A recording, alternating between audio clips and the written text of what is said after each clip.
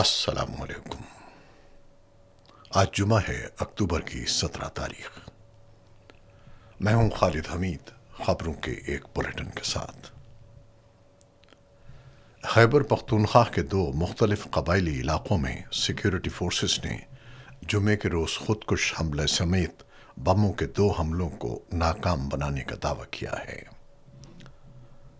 افغانستان سے ملحقہ شمالی وزیرستان میں سیکیورٹی فورسز پر خودکش حملے کو ناکام بناتے ہوئے 4 مبینہ عسکریت پسند مارے گئے ہیں، جبکہ افغانستان سے ملحقہ ایک اور قبائلی ضلع باجوڑ میں بارود بھری گاڑی کو سیکیورٹی اداروں نے ناکارہ بنا دیا ہے۔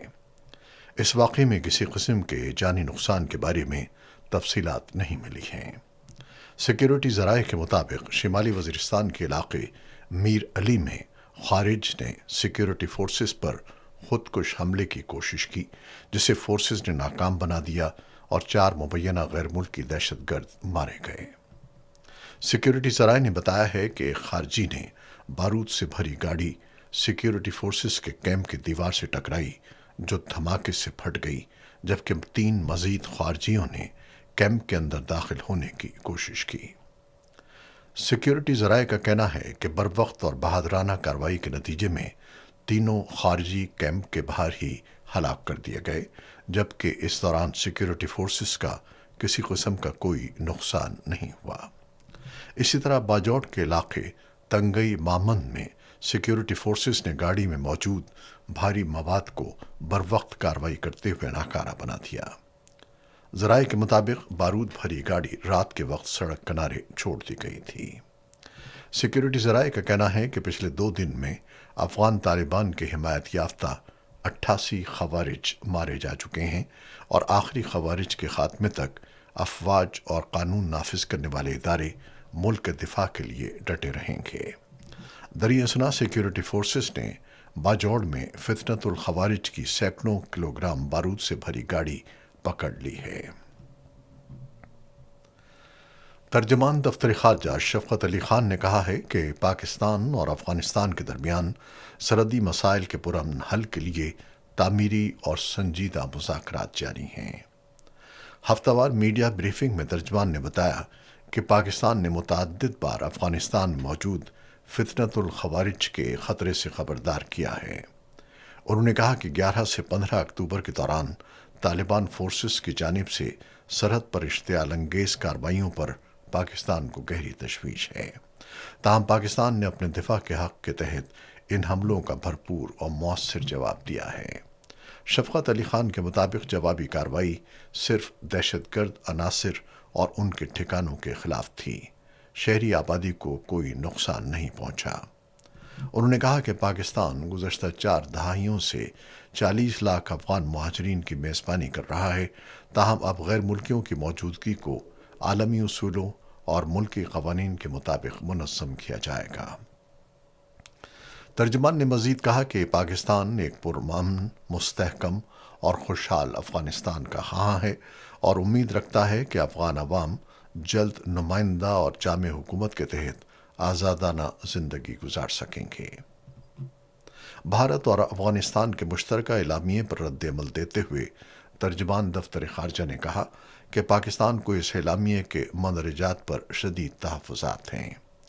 انہوں نے جموں و کشمیر سے متعلق بھارتی موقف کو اقوام متحدہ کی قراردادوں اور بین الاقوامی قوانین کی کھلی خلاف ورزی قرار دیا۔ خیبر پختونخوا کے وزیر اعلیٰ سہیل آفریدی نے راولپنڈی کے اڈیالہ جیل میں قید سابق وزیر اعظم اور پاکستان تحریک انصاف کے بانی چیئرمین عمران خان سے ملاقات کے لیے chief justice of Pakistan mister justice Yahya Khan Afridi کو خط لکھ دیا ہے۔ ایک روز قبل سہیل آفریدی نے خیبر پختونخوا اسمبلی کے ممبران سمیت درجنوں افراد کے ہمراہ اڈیالہ جیل راولپنڈی جا کر عمران خان سے ملاقات کی کوشش کی تھی، مگر وفاقی اور پنجاب حکومت نے انہیں عمران خان سے ملاقات کرنے نہیں دی۔ راولپنڈی جیل کے باہر ذرائع ابلاغ کے نمائندوں سے بات چیت میں سہیل آفریدی نے بتایا کہ وزیر اعظم شہباز شریف نے انہیں جب مبارکباد کے لیے ٹیلی فون کیا تو انہوں نے وزیر اعظم کو بھی عمران خان سے ملاقات کے لیے کہا تھا۔ سفارتی ذرائع کے مطابق پاکستان اور افغان طالبان کے درمیان آج دوحہ میں اہم مذاکرات ہو رہے ہیں۔ طالبان وفد کی قیادت افغان وزیر دفاع ملا یعقوب کریں گے، جبکہ پاکستانی وفد کی سربراہی سینئر سیکیورٹی حکام کریں گے۔ ذرائع کا کہنا ہے کہ حالیہ سرحدی جھڑپوں اور بعد ازاں عارضی جنگ بندی کے نفاذ کے بعد طالبان حکومت نے خود مذاکرات کی درخواست کی تھی۔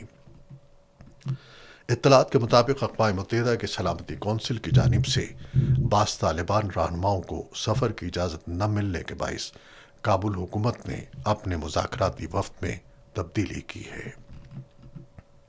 سفارتی ماہرین کے مطابق دوحہ میں ہونے والی یہ ملاقات دونوں ممالک کے درمیان بڑھتی ہوئی کشیدگی میں کمی لانے کی ایک کوشش کے طور پر دیکھی جا رہی ہے۔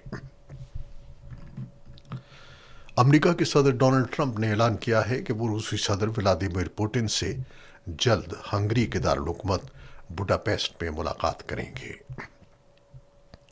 یہ فیصلہ دونوں رہنماؤں کے درمیان 2 گھنٹے سے زائد طویل فون گفتگو کے بعد سامنے آیا ہے، جسے دونوں نے مثبت اور نتیجہ خیز قرار دیا ہے۔ ٹرمپ نے اپنی social media platform Truth Social پر جاری پیغام میں کہا کہ پوٹن کے ساتھ ان کی گفتگو اچھی اور تعمیری رہی۔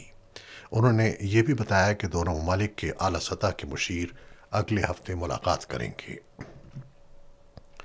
امریکی صدر کے مطابق بوڈاپیسٹ میں ہونے والی یہ ملاقات اس بات کا جائزہ لینے کے لیے ہوگی کہ آیا روس اور یوکرین کے درمیان جاری بے وقار جنگ کا خاتمہ ممکن بنایا جا سکتا ہے یا نہیں۔ فلسطینی اتھارٹی نے جنگ سے تباہ شدہ غزہ کی تعمیر نو کے لیے ایک 5 سالہ منصوبہ پیش کیا ہے جو 3 مراحل پر مشتمل ہے۔ منصوبے کا مقصد غزہ کو دوبارہ آباد کرنا اور اسے مستقبل میں ریاست فلسطین کا فعال، مربوط اور ترقی یافتہ حصہ بنانا بتایا گیا ہے۔ فلسطینی وزیر اعظم محمد مصطفیٰ نے جمعرات کو اقوام متحدہ اور بین الاقوامی سفارتی عہدیداروں سے ملاقات کے دوران یہ منصوبہ پیش کیا۔ تاہم ابھی بھی غیر یقینی موجود ہے کہ جنگ کے بعد اس خطے کے انتظام میں فلسطینی اتھارٹی کا کیا کردار ہوگا۔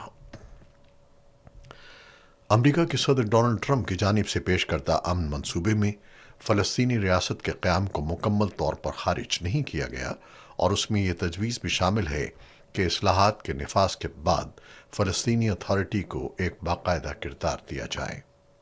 دوسری طرف اسرائیلی وزیر اعظم بنجامن نیتن یاہو نے اپنے موقف میں واضح کیا ہے کہ وہ فلسطینی ریاست کے قیام کے خلاف ہیں اور رام اللہ میں مقیم فلسطینی اتھارٹی کے غزہ کے بعد کے انتظام پر حکمرانی کے امکان کو عملی طور پر مسترد کر چکے ہیں۔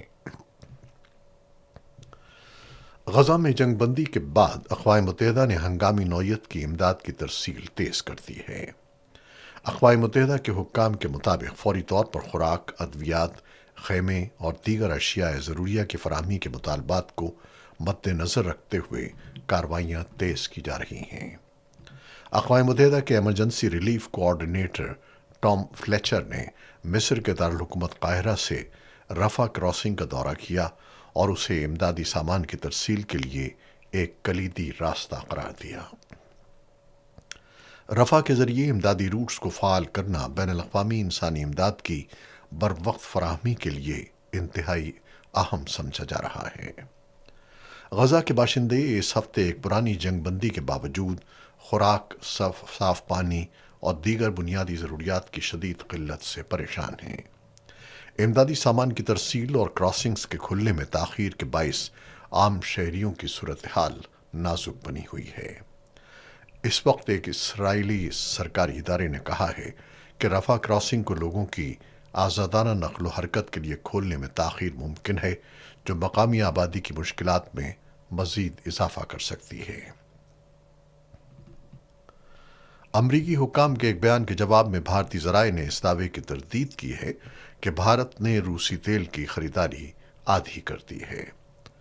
وائٹ ہاؤس کے ایک اہلکار نے پہلے بیان دیا تھا کہ بھارت نے روسی تیل کی درآمدات میں واضح کمی کی ہے، مگر بھارتی صنعت اور تیل کمپنیوں کے ذرائع نے جمعے کو کہا کہ نئی دہلی نے ریفائنریز کو روسی تیل کی درآمدات کم کرنے کی कोई हिदायत जारी नहीं की हैं। भारतीय ज़राए के मुताबिक रूसी तेल की खरीदारी के बारे में अमरीकी दावों और हकीकत के दरमियान मौजूद फ़र्क के बायस इस मामले पर तनाज़ा जारी है और तेल की तिजारत से मुतालिक पॉलिसियाँ भी मंडी के तकाज़ों और हालिया मुआहदात की रोशनी में तश्कील पाती हैं। अमेरिका के सदर डोनाल्ड ट्रंप के साबिक कौमी सलामती के मुशीर जॉन बोल्टन पर फर्द जुर्म आयद कर दी गई है। अमरीकी मीडिया के मुताबिक जॉन बोल्टन पर खुफिया दिफाई मालूमात मुंतकिल करने का इल्ज़ाम है। इस हवाले से अमरीकी महकमा इंसाफ का कहना है कि जॉन बोल्टन ने हसास दस्तावेज़ात ज़ाती ईमेल और चैट ऐप्स पर भेजी हैं। रिपोर्ट से यह भी बताया गया कि सन 2021 में ईरानी हुकूमत से मुंसलिक हैकर्स ने जॉन बोल्टन के ईमेल अकाउंट तक रसाई हासिल करके इन हसास मालूमात को चुरा लिया था।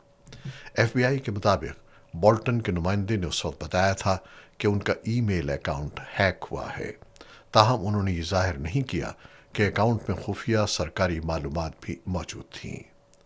दूसरी जानिब जॉन बोल्टन ने इन इल्ज़ामात की तरदीद करते हुए कहा है कि उन पर आयद मुकदमा सियासी बुनियादों पर बनाया गया है। याद रहे कि जॉन बोल्टन सन 2018 से सन 2019 तक सदर ट्रंप के कौमी सलामती के मुशीर रहे, ताहम पॉलिसी इख्तलाफात के बायस उन्होंने ओहदा छोड़ दिया था।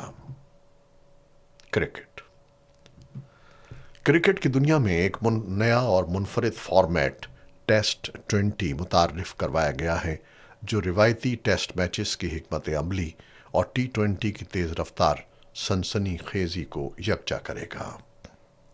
यह नया फॉर्मेट 16 अक्टूबर को एक ऑनलाइन तकरीब में बाज़ाब्ता तौर पर पेश किया गया, जिसमें टेस्ट 20 के बानी और भारतीय स्पोर्ट्स सरमायाकार गुरु बहिरवानी समेत मुतअद्दिद बैनुल-अक़वामी क्रिकेट मुंतज़मीन और ओहदेदार शरीक हुए। गुरु बहिरवानी के मुताबिक टेस्ट 20 को आलमी सतह पर क्रिकेट का चौथा बाज़ाब्ता फॉर्मेट करार दिया जा रहा है। इसका मकसद खेल को नई जहत देना और ऐसे शायकीन को मुतवज्जे करना है जो टेस्ट क्रिकेट की गहराई के साथ साथ T20 की तेज़ी को भी पसंद करते हैं। ये फॉर्मेट कब और कहां से बाज़ाब्ता तौर पर शुरू किया जाएगा, इस हवाले से मज़ीद तफसीलात आइंदा हफ्तों में जारी किए जाने का इम्कान है। ये थी वो खबरें जो YouTube चैनल पर हमने आपके लिए पेश की। आप हमारे चैनल को पसंद करते हैं और अपने शेयर्स में, अपने कमेंट्स में मोहब्बतों का इजहार करते हैं, जिसके लिए हम आपके बेहद ममनून हैं। अपनी इन कोशिशों को जारी रखिएगा। खालिद हमीद को अब इजाज़त दीजिए। अल्लाह हाफ़िज़।